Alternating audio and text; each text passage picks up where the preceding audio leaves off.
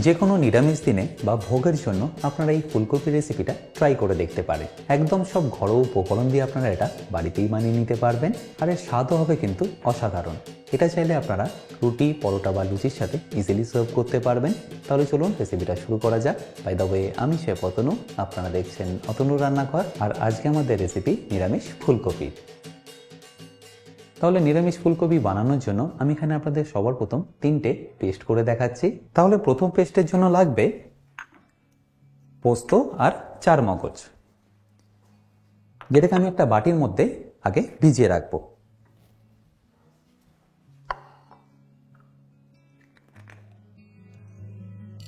ভিজিয়ে রাখলে দেখবেন এটা পেস্ট করতে সুবিধাই হবে। আমি এখানে মোটামুটি 2 চামচ মতো চারমগজ নিয়ে নিলাম, আর তার সাথে দিয়ে দেবো 1.5 বড় চা চামচ পোস্ত।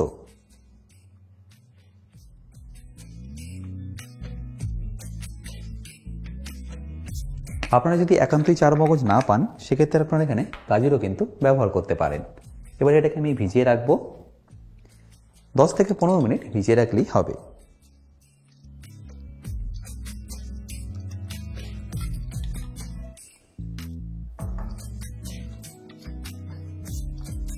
খুব বেশি কিন্তু এখানে জল দেবেন না, নাহলে কিন্তু পরে এটা ছাঁকতে হবে পেস্ট করার আগে। এমনই জল দেবেন যাতে পেস্টের জন্য এটা পারফেক্ট হয়ে যায়। তাহলে প্রথম পেস্টের জন্য আমাদের এখানে রেডি হয়ে গেল। আর সেকেন্ড মশলাটা বানানোর জন্য কিছু মশলা আমি আগে থেকেই কেটে সাজিয়ে রেখেছি। তার মধ্যে আছে 5টা শুকনো লঙ্কা, 2 চা চামচ গোটা ধনে, 6টা লবঙ্গ, 7টা ছোট এলাচ, একটা ছোট টুকরো দারচিনি, আর 1 চা চামচ গোটা জিরে। আর এটাকেও কিন্তু আপনাদের জলে ভিজিয়ে রাখতে হবে মিনিমাম 10 মিনিটের জন্য। তার জন্য আমি একটা বোলের মধ্যে এটাকে ট্রান্সফার করে নিচ্ছি, ব্যাস। তারপর জল দিয়ে এটাকে ভিজিয়ে রেখে দিচ্ছি 10 মিনিটের জন্য।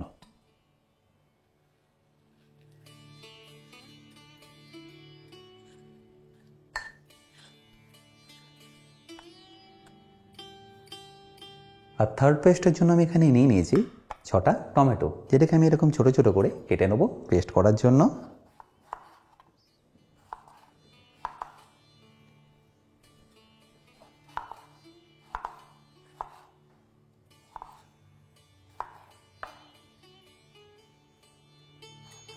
একটু ছোট ছোট করে কাটলে কি হবে, আপনাদের এটা পেস্ট করতে সুবিধাই হবে।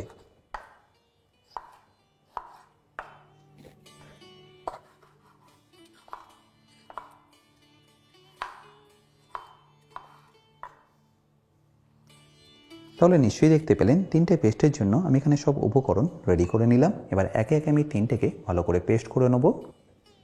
আর এছাড়াও আমি আদা আর কাঁচা লঙ্কা সেপারেটলি পেস্ট করে রেখেছি, বাট আপনারা চাইলে টমেটোর সাথে একসাথে দিয়ে এটা কিন্তু পেস্ট করে নিতে পারেন। আচ্ছা, এবার এখানে দেখুন আমি আলু আর ফুলকপি আগে থেকেই কেটে রেখেছি। আলুগুলো দেখুন আমি এরকম মিডিয়াম সাইজে কেটে নিয়েছি, আর তার সাথে ফুলকপিগুলো। এবার এই দুটোকে আমি হালকা একটু ভাপিয়ে নেব, তার জন্য জল আমি আগে থেকেই গরম করে রেখেছি। প্রথমে আমি এখানে আলুটাকে ভাপিয়ে নিচ্ছি বা বয়েল করে নিচ্ছি।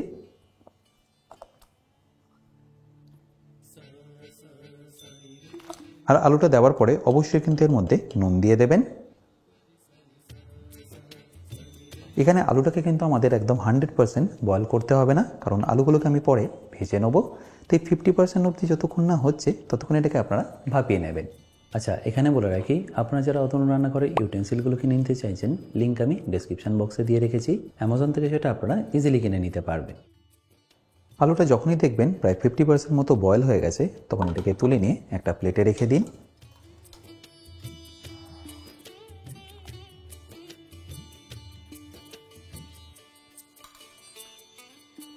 আর তারপরে একই জলে দিয়ে দিন ফুলকপিগুলো।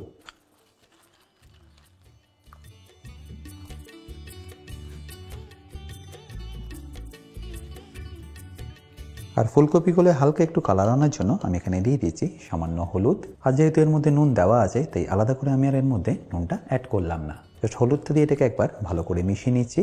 তারপর মোটামুটি সেদ্ধ করে নেবো 5 থেকে 6 মিনিটের জন্য।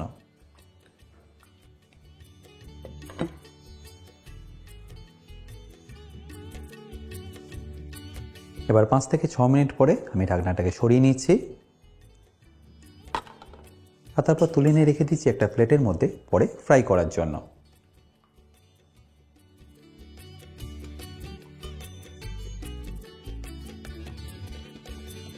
আচ্ছা, এবার এই আলু আর ফুলকপিটাকে ফ্রাই করার জন্য তেল আমি আগে থেকেই গরম করে নিয়েছি।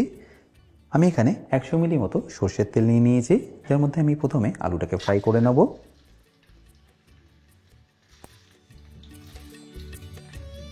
এখানে কিন্তু আলুটাকে আপনাদের একদম লাল লাল করে ফ্রাই করে নিতে হবে, তাহলে দেখবেন দেখতেও খেতে দুটোই ভালো লাগবে। দেখতেই পাচ্ছেন আলুগুলো একদম পারফেক্টলি লাল লাল করে ভাজা হয়ে গেছে, তাই এটাকে আমি তুলে নিয়ে রেখে দিচ্ছি একটা প্লেটের মধ্যে। এবার এই একই তেলে আমি ফুলকপিগুলোকেও একে একে ভেজে নিচ্ছি।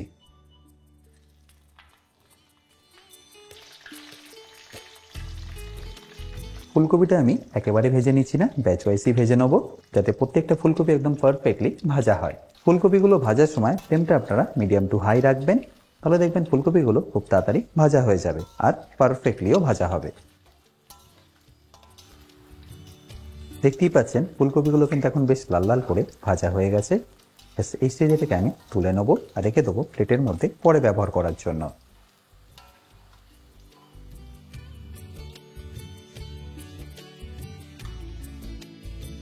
এবারে একইভাবে আমি বাকি ফুলকপিগুলোকেও ভেজে নিচ্ছি।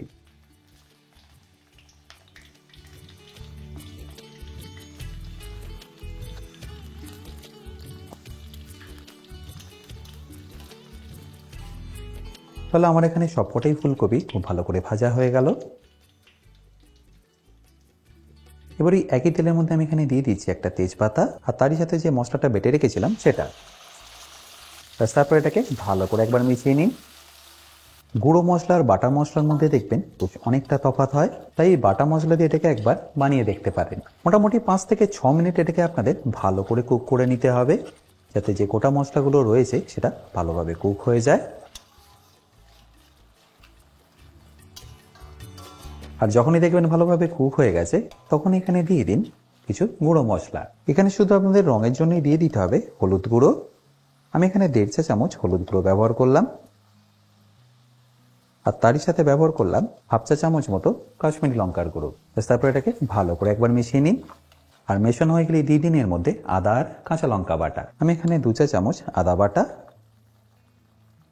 আর 2 চা চামচ কাঁচা লঙ্কা বাটা ব্যবহার করলাম। তারপর এটাকে ভালো করে মিশিয়ে নিন। এবার এটাকে আপনাদের ততক্ষণ কুক করে নিতে হবে যতক্ষণ না আদার কাঁচা গন্ধটা একদম চলে যাচ্ছে। মোটামুটি 3 থেকে 4 মিনিট কুক করলেই দেখবেন আদার কাঁচা গন্ধটা একদম চলে যাবে আর মশলাটা কুক হয়ে গিয়ে তেলটা ঠিক এইভাবে ছেড়ে দেবে। ব্যাস এই স্টেজে আমি এখানে দিয়ে দেবো টমেটো বাটা। তারপর এটাকে আমি একবার ভালো করে মিশিয়ে নিচ্ছি। আর টমেটোটা দেওয়ার পরে আপনাদের এখানে দিয়ে দিতে হবে স্বাদ মতো নুন। আর তারপর এটাকে ততক্ষণ কুক করে নিন যতক্ষণ না টমেটোর কাঁচা গন্ধটা একদম চলে যাচ্ছে। যেহেতু টমেটোর মধ্যে এখন বেশ অনেকটাই ময়েশ্চার আছে, তাই এটা ছিটকাতে পারে, সেই জন্য এটাকে আমি ঢাকা দিয়ে এখানে কুক করে নেব।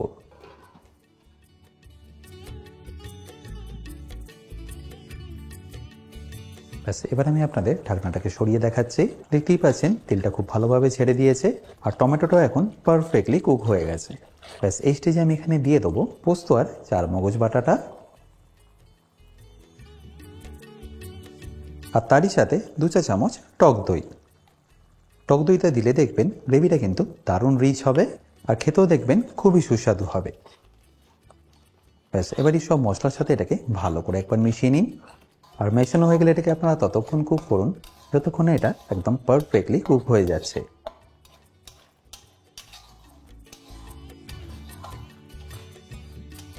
মশলাটা কষানোর পরে দেখুন মশলা থেকে কিন্তু আস্তে আস্তে তেলটা ছেড়ে দিয়েছে। ব্যাস এই স্টেজে আমি এখানে দিয়ে দেবো পরিমাণ মতো জল। তারপর ফ্লেমটাকে হাই করে এটাকে একবার ভালো করে মিশিয়ে নেব। 3 থেকে 4 মিনিট এটাকে হাই ফ্লেমে ভালো করে একবার ফুটিয়ে নিন। আচ্ছা, এই স্টেজে আমি এখানে কয়েকটা কিশমিশ দিয়ে দেবো। দেখবেন এটা খাওয়ার সময় মুখে পড়লে বেশ ভালোই লাগবে। ভালো করে মিশিয়ে নিচ্ছি আর ফুটতে দিচ্ছি 3 থেকে 4 মিনিটের জন্য।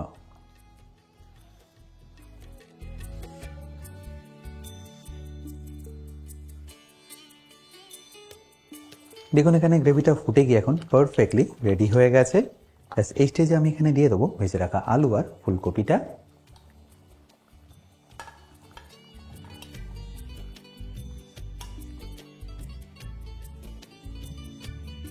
ব্যাস তারপর এটাকে একবার ভালো করে মিশিয়ে ফুটিয়ে নিন। যেহেতু আলু আর ফুলকপি দুটোই পারফেক্টলি কুক আছে, তাই এটাকে আপনাদের বেশিক্ষণ কুক করতে হবে না। আলু ফুলকপির মধ্যে গ্রেভির ফ্লেভারটা চলে আসলে এটাকে আপনাদের ব্যাস দেখুন এখানে ফুটে গিয়ে গ্রেভিটা এখন পারফেক্টলি রেডি। ব্যাস এবার এটাকে আমি ফাইনালি ফিনিশ করব অল্প একটু ঘি আর গরম মশলা দিয়ে। ব্যাস তারপর মিশিয়ে এটাকে গরম গরম পরিবেশন করুন লুচি, পরোটা বা রুটির সাথে।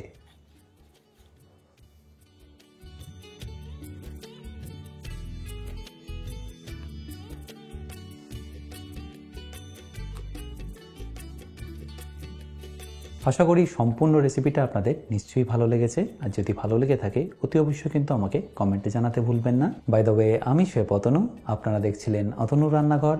দেখা হচ্ছে আপনাদের সাথে একটা নতুন রেসিপি নিয়ে নেক্সট এপিসোডে। ভালো থাকবেন, সুস্থ থাকবেন।